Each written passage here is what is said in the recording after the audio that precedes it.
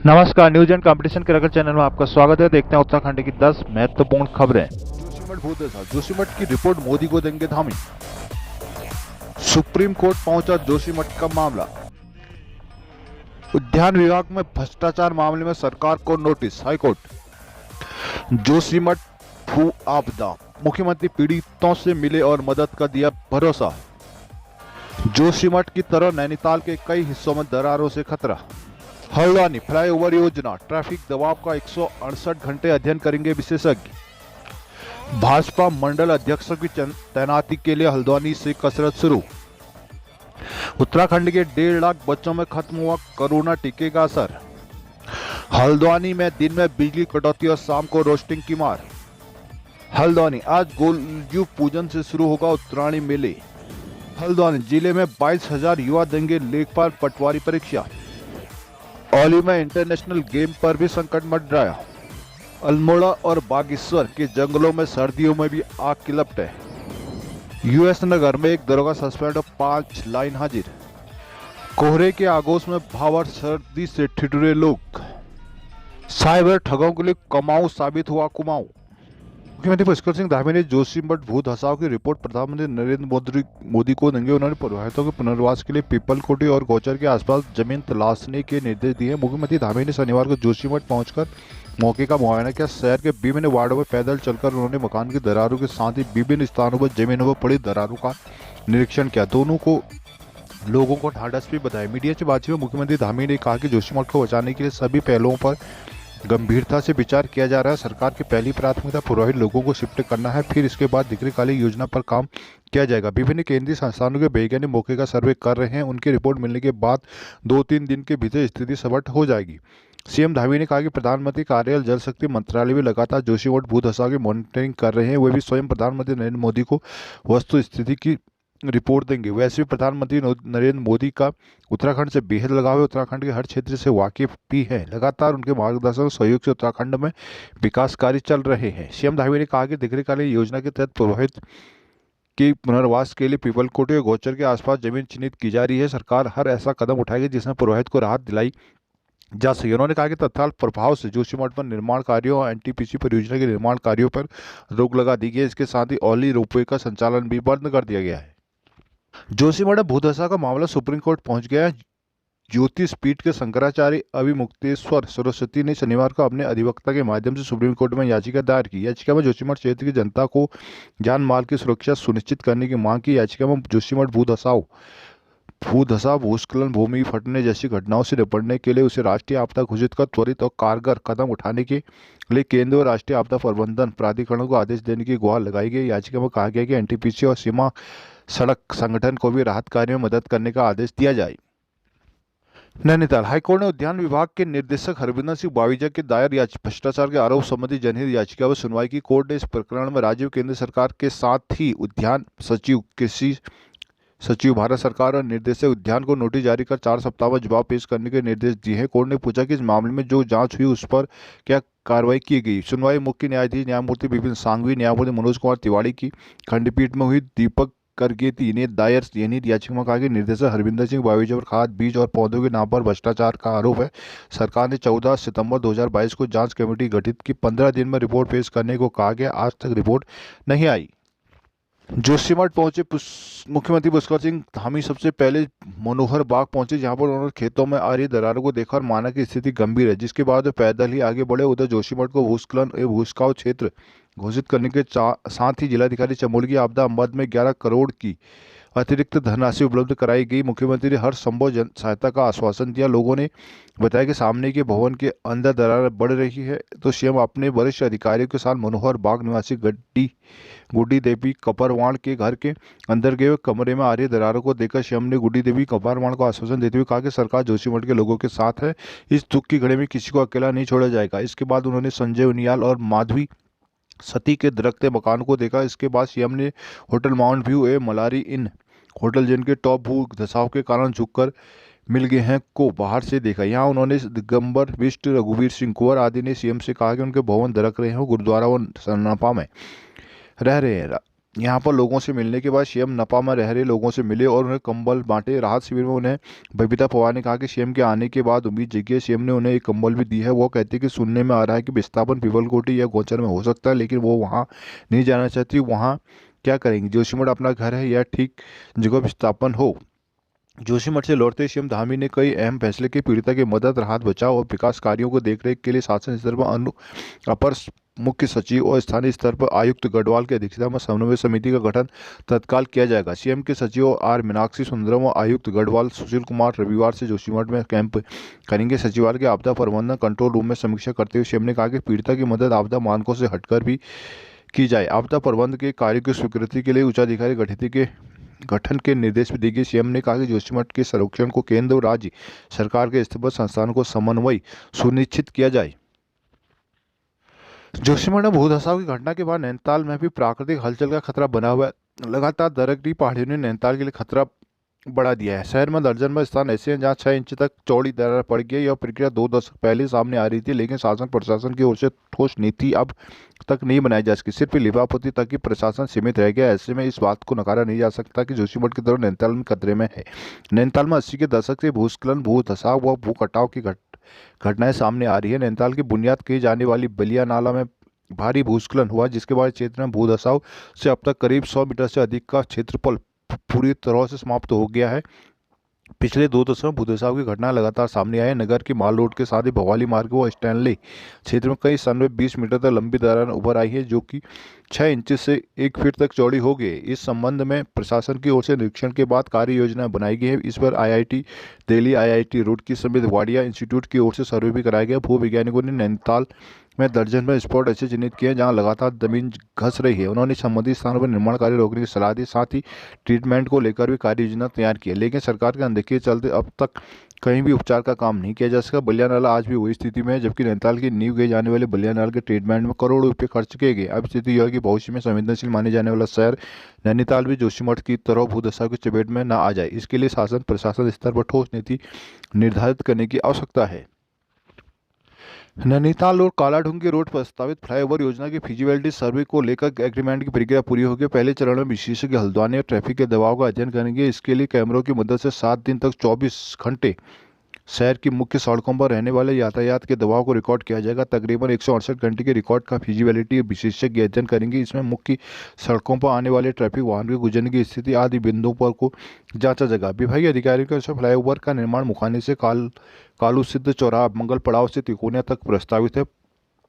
प्रस्तावित निर्माण स्थल के हिसाब से ट्रैफिक अध्ययन को लेकर जगह चिन्हित की गई है, जिसमें Kaladhungi road, Bareilly road, Nainital road के पॉइंट फिजिबिलिटी सर्वे करने वाली कंपनी को बताए गए हैं। इन पॉइंट पर विशेषज्ञों की ओर से कैमरे लगाए जाएंगे। करीब 6 कैमरे लगाने की बात अभी तक सामने आ रही है, जिससे शहर की सड़कों पर रहने वाले दबाव का विस्तार से अध्ययन होगा। अधिकारियों का कहना है कि ट्रैफिक को लेकर पहले चरण में होने वाले सर्वे से फ्लाईओवर निर्माण की काफ़ी स्थिति साफ हो सकती है। हालांकि अन्य बिंदुओं में सर्वे करके टीम फ्लाईओवर निर्माण की संभावना से जुड़ी प्राथमिक रिपोर्ट पेश करेगी। इसी के बाद सर्वे कार्य आगे बढ़ेगा।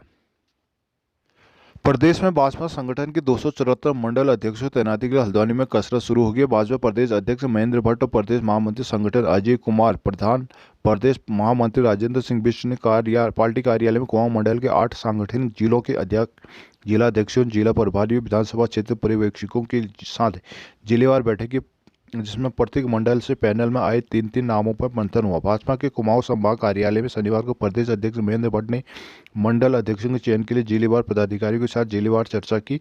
सबसे पहले पिथौरागढ़ जिले के मंडल अध्यक्षों के नाम पर चर्चा की गई। इसके बाद बक्सर, अल्मोड़ा, रानीखेत व चंपावत जिले के मंडल अध्यक्षों के चयन को लेकर मंथन किया गया। देर शाम तक रुद्रपुर, काशीपुर, नैनीताल जिले के मंडल अध्यक्षों को लेकर चर्चा चलती रही। नैनीताल के भाजपा जिलाध्यक्ष प्रताप बिष्ट ने बताया कि इस बार जिले में 3 नए मंडल बनाए गए। इस प्रकार नैनीताल जिले में अब 22 मंडल हो चुके हैं। नैनीताल जिला मंडल के हिसाब से कुमाऊं में भाजपा का सबसे बड़ा सांगठनिक जिला है। प्रदेश महामंत्री राजेंद्र सिंह बिष्ट ने बताया कि प्रदेश में पहले भाजपा के 258 मंडल थे। इस बार प्रदेश में 16 नए मंडल का विस्तार किया गया। उन्होंने कहा कि बैठक में आम राय से मंडल अध्यक्ष के चयन के बाद सूची तैयार की जाएगी।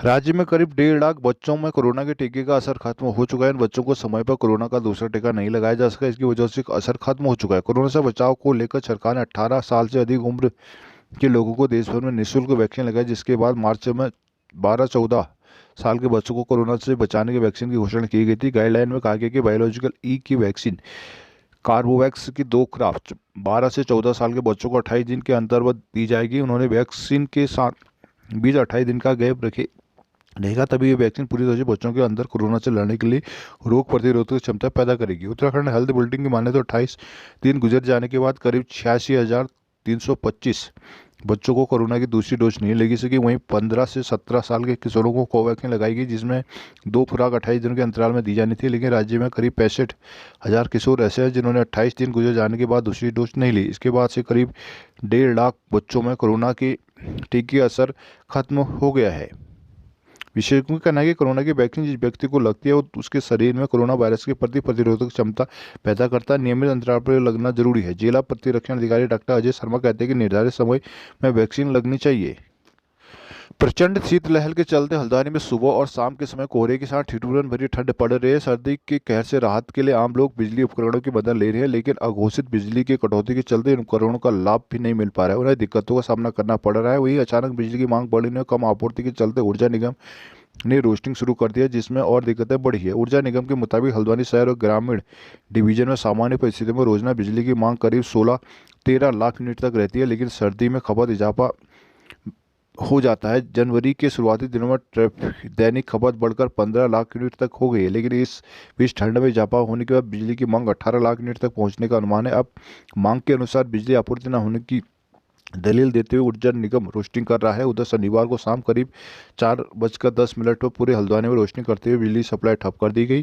करीब 1.5 घंटे बाद यानी शाम 5:40 बजे आपूर्ति सुचारू हुई। इससे पहले हल्द्वानी में दिन भर बिजली की आवाजाही का सिलसिला जारी रहा। वहीं ग्रामीण डिवीजन के कई क्षेत्रों में ओवरलोड की वजह से फीडर के ब्रेकडाउन में जाने से करीब 5 घंटे बिजली आपूर्ति ठप रही, जिसमें सबसे ज़्यादा समस्या दमोह ढोंगा फीडर क्षेत्र में रही। सुबह 5 बजे से 10 बजे तक बिजली सप्लाई ठप रही। वहीं आने वाले कुछ दिनों में लोगों को इसी तरह परेशान रहना पड़ सकता है। उत्तराखंड लोक सेवा आयोग की ओर से राजस्व विभाग उप निरीक्षक पटवारी लेखपाल के रिक्त पदों के लिए आज रविवार लिखित परीक्षा आयोजित की जाएगी। नैनीताल जिले में 66 केंद्रों में 22,841 परीक्षार्थी परीक्षा देंगे। हल्द्वानी में एमपीपीजी कॉलेज समेत 59 व रामनगर में 7 परीक्षा केंद्र बनाए गए हैं। एसडीएम मनीष कुमार ने बताया कि परीक्षा शुरू होने से समाप्ति तक हल्द्वानी के सभी केंद्रों की 200 गज की परीक्षा परिधि में धारा 144 लागू रहेगी। केंद्रों के 100 गज के भीतर परीक्षा अवधि में डीएम, एडीएम या अन्य सेक्टर मजिस्ट्रेट की पूर्व अनुमति के बिना 5 या 5 से अधिक लोग एक साथ एकत्रित नहीं हो सकते। शस्त्र, लाठी डंडा आदि लेकर परीक्षा स्थल के आसपास घूमने पर पाबंदी रहेगी। 200 गज की परिधि में कोई भी व्यक्ति फोटोस्टेट मशीन फैक्स से नहीं लगाएगा। परीक्षा स्थल के आसपास ध्वनि विस्तारक यंत्रों का उपयोग, पर्चों का वितरण, ड्रोन कैमरों का संचालन नहीं किया जा सकेगा। परीक्षा सुबह 11 बजे से दोपहर 1 बजे तक चलेगी। शहर में एमपीपीजी, जीजीआईसी, एमबी, इंटर कॉलेज आदि में परीक्षा केंद्र बनाए गए हैं। पर्वतीय सांस्कृतिक उत्थान मंच में आज यानी रविवार सुबह 10 बजे गोलजू की पूजा अर्चना के साथ उत्तरायणी मेले की विधिवत शुरुआत होगी। शहर में 2 साल बाद उत्तरायणी मेले का आयोजन किया जा रहा है। इस बार मेला भव्य तरीके से होगा। रविवार यानी आज पूजा के बाद 11 बजे बच्चों की चम्मच दौड़ में खो खो प्रतियोगिता होगी, जिसमें केवल स्कूली बच्चे प्रतिभाग कर सकते हैं। शाम 5 बजे से सांस्कृतिक कार्यक्रमों का आयोजन होगा, जिसमें विभिन्न स्कूल व अकेडमी के बच्चे कार्यक्रम पेश करेंगे। वहीं स्टार नाइट में गायक हरेंद्र कठैत व विविधता प्रस्तुति देंगे। मेले में करीब 120 स्टॉल लगाए जाएंगे, जिनमें स्वयं सहायता समूह को प्राथमिकता दी गई है। इसके अलावा मेला परिसर में झूले, फूड स्टॉल भी लगाए जाएंगे। 14 जनवरी को सांस्कृतिक जुलूस के साथ भव्य झांकी निकाली जाएगी। भीमताल की नौकुचिया ताल में पहली बार हमारी संस्कृति हमारी पहचान के तहत उत्तरायणी कौतिक का आयोजन 13 जनवरी को किया जाएगा। सभासद सुनीता पांडे ने बताया कि कौतिक में सांस्कृतिक कार्यक्रम के साथ महिला समूह उत्पादों के स्टॉल भी लगाएंगे, लेकिन कौतिक में ऐपण, मेहंदी, व्यंजन, झोड़ा, शगुन, आकार प्रतियोगिताएं भी होंगी।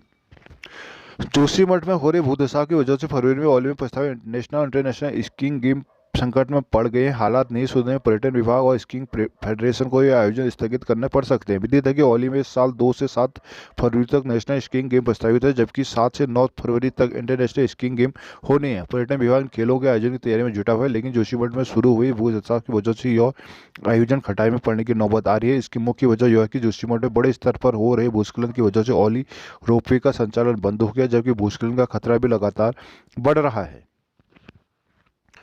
अल्मोड़ा जिले में एक और कड़ाके ठंड पड़ रही है, वही दूसरी ओर जंगल आग से धधक रहे हैं। आलम यह कि बाड़ेछना रेंज के पल्लू बैंड के जंगल पिछले 2 दिनों से धधक रहे। जंगलों की आग के कारण पूरे क्षेत्र में धुआं फैला हुआ है। लोगों का आरोप है कि वन विभाग आग बुझाने नहीं आ रहा, जिससे वन विभाग के जंगलों को आग बचाने के दावे की पोल खुल रही है। बाड़ीछीना रेंज के उल्टिया पल्लू बैंड तथा बाड़ीछीना धौलछीना के बीच जंगल पिछले 2 दिनों में धू का जलने पल्ले बैंड के जंगल में पिछले 2 दिनों में आग लगी हुई। आग लगने के क्षेत्र के आज बुरांस के अतिरिक्त अन्य सैकड़ों पेड़ आग की चपेट में आकर जलकर राख हो चुके हैं। वही आग लगने से जंगलों में पक्षियों के घोंसले सहित लाखों की वन संपदा नष्ट हो गई है। जंगली जानवर भी खासे प्रभावित हो रहे हैं। साथ ही आग के कारण पूरे क्षेत्र में धुआं फैल गया। ठंड के मौसम में भी अग्निकांड की घटनाएं होने से लोग परेशान हैं।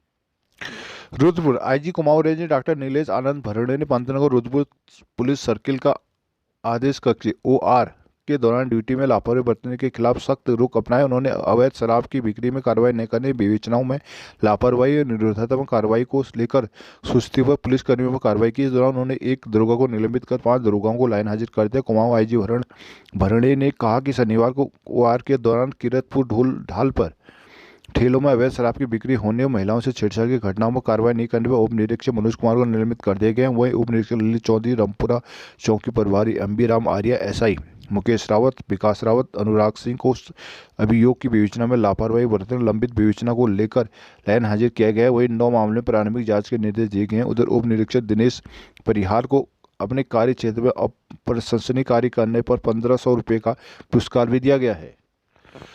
साइबर अपराधियों ने लापरवाही जानकारी को कमी का फायदा उठाकर कुमाऊं के लोगों के खातों से लाखों नहीं बल्कि करोड़ रुपए साफ कर दिए। केवल पुलिस तक पहुंचे मामले की बात करें तो साइबर अपराधियों ने बीते 11 महीने में कुमाऊं के 1500 से भी ज्यादा लोगों को बातों के जाल में फंसाकर करीब 5 करोड़ की ठगी की। आईजी कुमाऊं मंडल कार्यालय से जारी आंकड़ों के मुताबिक 1 जनवरी 2022 से 30 नवंबर 2022 तक कुमाऊं मंडल में साइबर ठगों ने हर महीने 40 लाख, हर सप्ताह करीब 10 लाख और हर दिन करीब 13 लाख रुपए की चपत लोगों को लगाई। इन 11 महीनों में साइबर सेल व NCPR के माध्यम से 1967 लोगों ने अपनी शिकायत दर्ज कराई, जिसमें 218 मामलों में रिपोर्ट दर्ज हुई, 94 का खुलासा हुआ, 33 मामलों में चार्जशीट दाखिल हुई तो 15 मामलों में पुलिस ने अंतिम रिपोर्ट लगाकर केस बंद कर दिया। वहीं 170 मामलों की विवेचना अभी भी लंबित पड़ी है। 58 मामले IPC की धारा 420 के तहत दर्ज हुए हैं। पिछले 3 दिनों से रात घना कोहरा छाने से तराई भाव में आम जनजीवन बुरी तरह से प्रभावित हो गया। हल्द्वानी वासियों को कोहरे और ठंड से निजात नहीं मिल रही। शनिवार को सुबह और शाम को घना कोहरा छाया रहा। इस दौरान सड़कों में वाहनों की संख्या कम दिखी। एक दिन में धूप निकलने से लोगों को थोड़ा बहुत राहत मिली। मौसम विभाग के अनुसार पर्वतीय जिलों में ऊंचाई वाले क्षेत्रों में हल्की बारिश बर्फबारी की संभावना है, जबकि मैदानी इलाकों में घना कोहरा रहेगा। रात में घने कोहरे से साथ ही शीतलहर और गलन ने आम लोगों की मुश्किलें बढ़ा दी है। रेलवे, रोडवेज, बस स्टेशनों पर यात्रियों की खासी दिक्कतें हुई। बुजुर्ग, महिलाओं, बच्चों के साथ सफर पर कर रहे यात्री परेशान रहे। वहीं राहगीर, बेसहारा लोग ठंड से ठिठुर गए हैं। ठंड से जनजीवन प्रभावित हो रहा है। रात में घना कोहरा बढ़ने से यातायात भी प्रभावित हो गया है। बसें और रेल यातायात प्रभावित है। बसें निर्धारित समय से विलंब से चल रही है। कड़ाके की ठंड में लोग ठिठुर दिख रहे। पूरे शहर में चुनिंदा स्थानों पर अलाव की व्यवस्था होने से अधिक मुश्किलें बढ़ गई है। उधर नैनीताल में शनिवार को सुबह से शाम तक मौसम का मिजाज बदलता रहा। सुबह तेज धूप से गर्मी तो दोपहर 12 धुंध से ठंड महसूस की गई। ठंड से बचने के लिए लोगों ने अलाव और हीटरों का सहारा लिया। वहीं सैलानी भी ठंड से बचने के लिए होटलों में दुबक रहे हैं। उधर GIC में स्थित मौसम विज्ञान केंद्र के प्रभारी संजय पवार ने बताया कि शनिवार को नगर का अधिकतम तापमान 12 और न्यूनतम तापमान 5 डिग्री सेल्सियस दर्ज किया गया।